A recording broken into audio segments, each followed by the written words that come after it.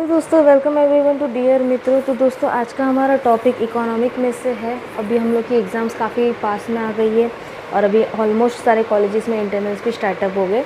तो यहाँ पे मैं इकोनॉमिक का डिसइन्वेस्टमेंट का टॉपिक अभी स्टार्ट करने जा रही हूँ। डिसइन्वेस्टमेंट होता क्या है, फिर उसके हमारे गवर्नमेंट के कहाँ से इसके यूज हुए हैं, और उसके बाद हम लोग का है मेथड्स ऑफ डिसइन्वेस्टमेंट। ठीक है, तो हम लोग आज पूरा टॉपिक कवर अप कर देंगे। सबसे पहले डिसइन्वेस्टमेंट क्या होता है। Disinvestment implies reduction in the equity holding of the government in public enterprise. Thus, disinvestment involves conversion of money claims or security into money or cash. It may lead or may not lead to privatization, that is, transfer of control into the private hand. Disinvestment का मतलब ये होता है कि जहाँ पे हम लोग पब्लिक कंपनी की सारी शेयर्स और सारी होल्डिंग जो है प्राइवेट कंपनी में कन्वर्ट कर देते हैं, उसको हम लोग डिसइन्वेस्टमेंट बोलते हैं। तो दोस्तों टॉपिक्स में आपको सबसे पहले तो मैं थोड़ा सा बैक हिस्ट्री में लेके चली जाती हूँ। हिस्ट्री में क्या हुआ था, तो काफ़ी सारे जैसे हम लोग के इंडिपेंडेंस हुए, उसके बाद सबसे ज़्यादा जोर जो है प्लानिंग किसके ऊपर दे रहा था, जो हैवी इंडस्ट्रीज़ है, बेसिक एंड की इंडस्ट्रीज़ को पूरी तरीके से इग्नोर कर दिया था। हैवी एंड कॉटेज इंडस्ट्रीज़ को सबसे ज़्यादा इंपॉर्टेंस दे रहे थे। ठीक है, तो इसकी वजह से क्या हो रहा था, आधे से ज़्यादा पैसा गवर्नमेंट का कहाँ पे जा रहा था, वो बड़ी बड़ी इंडस्ट्रीज़ में जा रहा था। लेकिन जैसे जैसे हमारा इंडिपेंडेंस के बाद का पीरियड आगे बढ़ता गया, तो वो जो पैसे वहाँ पे लगाए हुए हैं वो लॉकअप हो गए। लॉकअप का मतलब वो कंपनी, काफ़ी कंपनी ऐसी कंपनी हो गई जो सिक हो गई, यानी बंद पड़ गई है या ऐसे ही पड़ी हुई है, कोई इसको यूज़ नहीं कर रहा, और इसकी वजह से काफ़ी बड़ा जगह और मशीनरीज़ वगैरह जो है वो लॉक हो गया था। तो इसको, ये प्रॉब्लम को सॉल्व करने के लिए गवर्नमेंट ने स्टेप लिया डिसइन्वेस्टमेंट का। यानी जो कंपनी पूरी तरीके से बंद हो गई है या लॉकअप हो गई है, या यहाँ जहाँ पे कोई कुछ काम नहीं करता और पब्लिक के अंडर में है, उनको पूरा कन्वर्जन कहाँ पे करना है, प्राइवेट कंपनी में। तो डिसइन्वेस्टमेंट में आप यही सब जानोगे। ठीक है, इसमें इनका मेन ऑब्जेक्टिव क्या है, disinvestment at the centre. Primary objective disinvestment are as follow. First, releasing the large amount of public resources locked up in the non-strategic public enterprise for the development in the areas that are much higher on the social priorities such as basic health, family welfare, primary education and social and economic infrastructure. इनका main objective सबसे पहले ये था कि जो भी पैसा public में लॉकअप हो गया, यानी गवर्नमेंट कंपनी में लॉकअप हो गया, उनको रिलीज़ करना और प्राइवेट में कन्वर्ट करना। इसमें सबसे ज़्यादा इम्पोर्टेंस किसके ऊपर दी गई थी, जो सोशल प्रायोरिटी, मतलब जो समाज के लिए कुछ हेल्प हो सके, कुछ अच्छा हो सके, उनके ऊपर सबसे ज़्यादा पहले फोकस किया गया था, जिसमें आया health, family welfare, primary education, social and economic structure. Okay.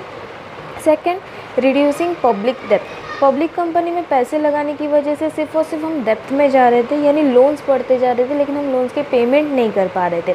इसकी वजह से इनका सेकंड ऑब्जेक्टिव हो गया कि ये जो कंपनी अगर प्राइवेट कंपनी में कन्वर्ट हो गई, तो मोस्टली प्राइवेट कंपनी किस चीज़ के लिए काम करती है, प्रॉफिट कमाने के लिए काम करती है। तो इससे उनका पैसा जो है वो आ सकता है, और जो लोन हम लोगों ने लिया है पब्लिक कंपनी के नाम पे, वो पे हो सकता है। ठीक है। Third, transferring the commercial risk to the private sector wherever the private sector is willing and able to step in. हम लोग की जो कमर्शियल रिस्क है, कमर्शियल रिस्क यानी जहाँ पे हम लोग को सबसे ज़्यादा रिस्क रहता है ट्रेडिंग में, तो वो रिस्क हम लोग किसके माथे ट्रांसफ़र कर रहे हैं, प्राइवेट के माथे। हमको ये पता है कि प्राइवेट कंपनी सबसे ज़्यादा रिस्क टेकर रहती है, क्योंकि उनको मेन एम रहता है प्रॉफिट कमाओ और रिस्क लेते जाओ, है ना। तो इसकी वजह से पब्लिक कंपनी ये उनका पूरा कमर्शियल रिस्क किसके ऊपर ट्रांसफ़र करती है, प्राइवेट कंपनी के ऊपर। Last, releasing other tangible and intangible resource currently locked up in the public enterprise. यानी जो भी टेंजिबल और इनटेंजिबल असेट्स है जो पब्लिक एंटरप्राइज में लॉक्ड है, उनको भी निकाल देना। ओके। फिर इसके बाद disinvestment policy of the government. The national common minimum programme of the government contains clear policy guidelines regarding the disinvestment in public enterprise। हम लोग की कमीशन है, जिन कमीशन का नाम है नेशनल कॉमन मिनिमम प्रोग्राम, अब इसको शॉर्टकट में NCMP भी बोल सकते हैं। इन्होंने हमको पूरा एक गाइडलाइंस बना के दिया हुआ है कि हम लोग को डिसइन्वेस्टमेंट किस तरीके से करना है। Okay. It plays that full managerial and commercial autonomy will be given to the successful profit-making company operating in the competitive environment। उन्होंने ये हम लोग को लिख के दिया, ये एक हम लोग की एक रिस्पॉन्सिबिलिटी बना दी कि जो भी कंपनी सबसे ज़्यादा प्रॉफिट मेकिंग कंपनी है, उनको प्राइवेट में पहले कन्वर्ट कर दो। ठीक है। In 1999, the government classified public sector enterprise into strategic and non-strategic area for the purpose of disinvestment। 1999 में गवर्नमेंट ने दो पब्लिक सेक्टर एंटरप्राइज को दो पार्ट में बांट दिया। एक हम लोग का है स्ट्रेटेजिक, दूसरा हम लोग का है नॉन स्ट्रेटेजिक। स्ट्रेटेजिक ऐसी कंपनी जो पब्लिक सेक्टर के हाथ में रहेगी, एग्जाम्पल है arms and ammunition, atomic energy और रेलवे एंड ट्रांसपोर्टेशन। और बाकी जो कंपनीज है जो प्राइवेट के हाथ में, उसको हम लोग क्या बोल देंगे, नॉन स्ट्रेटेजिक कंपनी, ठीक है। फिर उसके बाद the policy believes in making an effort to modernise and restructure the sick public sector enterprise but chronology loss making unit will be either sold or close. यहाँ पे इनकी मेन पॉलिसी यही थी कि जो भी कंपनी प्राइवेट कंपनी में convert हो रही है उनको मॉडर्न करते जाओ, और जो भी पब्लिक सेक्टर कंपनी बिन मतलब कि ऐसी ही पड़ी हुई है यानी सिक पड़ी हुई है या बंद हो गई है, तो उनको या तो पूरी तरीके से बंद कर दो या तो उसको प्राइवेट कंपनी को सोल्ड कर दो। The government decide in 2005 to constitute a national investment fund in which proceeds of this investment will be channelized. Its objective will be investment in social sector projects such as health and education, and second, investment in profitable and revival public enterprise to enlarge the capital base to finance expansion and modernization. 2005 के हिसाब से national investment fund ने proceed किया dish investment को, यानी और आगे बढ़ाया, जिसमें हम लोग के मेन दो ऑब्जेक्टिव है। सबसे पहला ऑब्जेक्टिव हम लोग का क्या है, जो भी पैसा आ रहा है वो हेल्थ और एजुकेशन यानी सोसाइटी के लिए यूज़ करो, और सेकंड, जो प्रॉफिटेबल कंपनी है उसको सबसे ज़्यादा फाइनेंस में सपोर्ट करो, ओके, और उसको एक्सपांड करते जाओ। यहाँ पे हम लोग का कंप्लीट हुआ पॉलिसी ऑफ गवर्नमेंट। अब उसके बाद है मेथड्स ऑफ डिसइन्वेस्टमेंट। डिसइन्वेस्टमेंट के भी काफ़ी मेथड है, अलग अलग कंट्री अपने अपने स्टेट के हिसाब से या अपने अपनी कंट्री के हिसाब से डिसइन्वेस्टमेंट का मेथड यूज़ करती है। तो चलो इसमें देखते हैं। सबसे पहला मेथड है initial public offering. Under this method the share of public enterprise are sold to retail investor and institution. ये मेथड में पब्लिक एंटरप्राइज का जो भी सेल्स है या शेयर्स है वो किसको बेचा जाएगा, डायरेक्टली प्राइवेट सेक्टर को या रिटेल इन्वेस्टर को। This is the best method in the country where strong capital market are in existence since this method ensures wide participation of retail investor. ये मेथड उस कंट्री के लिए काम है जहाँ पे सबसे ज़्यादा पैसों का लेन देन होता है, यानी कैपिटल मार्केट बहुत बड़ा है और वहाँ पे इन्वेस्टर्स रेडी है अपने पैसे लगाने को, रिस्क में लगाने को, ठीक है। Second, strategic sales. Under this method the government sells its share to the strategic partner so that the management passes over to the buyer. ये मेथड में गवर्नमेंट अपने शेयर्स जो है वो उनके स्ट्रेटेजिक पार्टनर्स को बेच देंगे ताकि उनका जो भी मैनेजमेंट है वो किसके ऊपर चला जाएगा, बायर के ऊपर। ये मेथड कौन सी कंट्री के ऊपर सूटेबल है, जिसका कैपिटल नहीं है, मतलब जिस कंट्री में कैपिटल सबसे वीक है वो कंट्री ये स्ट्रेटेजिक मेथड को यूज़ कर सकती है। Second, sale to foreigner. Strategic sales और सेल टू फॉरेनर सेम ही है, यानी उनकी डेफिनेशन भी सेम है, सिर्फ फ़र्क इतना है स्ट्रेटेजिक सेल्स जो है वो कंट्री के अंदर अंदर ही होता है और सेल टू फॉरेन जो है वो कंट्री के बाहर हम लोग कोई स्ट्रेटेजिक प्लानर को बना देते हैं, उसको हम लोग सेल टू फॉरेनर बोलते हैं। इसका डेफिनेशन पढ़ लेंगे।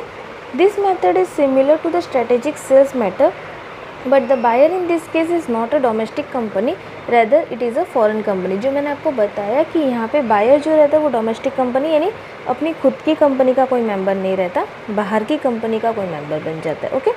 फिर फोर्थ हम लोग का है equal access voucher programme. Voucher are distributed across the population in an attempt to allocate assets approximately evenly among voucher holder. यहाँ पे वाउचर डिस्ट्रीब्यूट कर देते पॉपुलेशन में, जिनको वाउचर चाहिए रहेगा वो वाउचर ले लेगा और शेयर्स खरीद लेगा।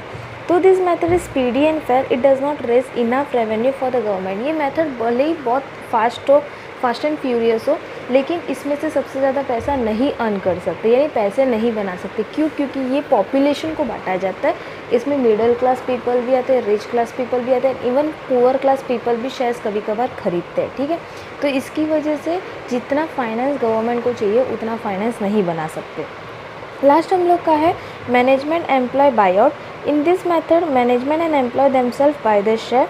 This method is easy to implement, but its benefits are unevenly distributed as employee in profit-making enterprise get valuable asset, while those in loss-making enterprise get little or nothing value. ये method जो है सबसे ज़्यादा कहाँ पे use होता है, अगर कंपनी के अंदर ही हम किसी को शेयर्स बेच दें या मैनेजर को या एम्प्लॉय को, तो वहाँ पे ये मेथड यूज़ हो सकता है। लेकिन यहाँ पे डिफरेंस ये होता है कि इसमें प्रॉफिट ज़्यादा नहीं कमा सकते, नहीं पैसे ज़्यादा अर्न नहीं कर सकते, क्योंकि अगर कंपनी लॉस में हो गई तो एम्प्लॉय को समझना पड़ेगा क्योंकि वो उसी के अंदर काम कर रहा है, ठीक है। In India the government has adapted mainly two method of disinvestment. India ने दो टाइप का इन्वेस्टमेंट एडप्ट किया है। सबसे पहला sale of share in select public enterprise और second strategic sale of public enterprise to the private company, यानी first और सेकंड मेथड। ओके, उसके बाद धीरे धीरे इंडिया ने पूरी तरीके से इस कंपनी को प्राइवेटाइजेशन में कर दिया। आज के टाइम पे सिर्फ 3 कंपनी ऐसी है जो पब्लिक के अंडर में है, बाकी सारी कंपनी हम लोग की प्राइवेट के अंडर में गई है। और काफ़ी सिचुएशन चेंज हो गया है, जहाँ पे हम लोग की पब्लिक कंपनी चलती थी वहाँ पे इतना पैसा अर्न नहीं होता था जितना अभी प्राइवेट में हो रहा है। इसकी वजह से डिसइन्वेस्टमेंट काफ़ी इंपॉर्टेंट स्टेप हो गया है हमारी कंट्री के लिए। तो दोस्तों यहाँ पे हमारा ये पूरा टॉपिक ख़त्म हुआ। होपफुली आपको वीडियो समझ आएगा। वीडियो समझ आए तो प्लीज़ अपने दोस्तों के साथ शेयर करना और डियर मित्रों को सब्सक्राइब करना बिल्कुल ना भूलिएगा। मिलते हैं नेक्स्ट वीडियो में, तब तक के लिए बाय बाय।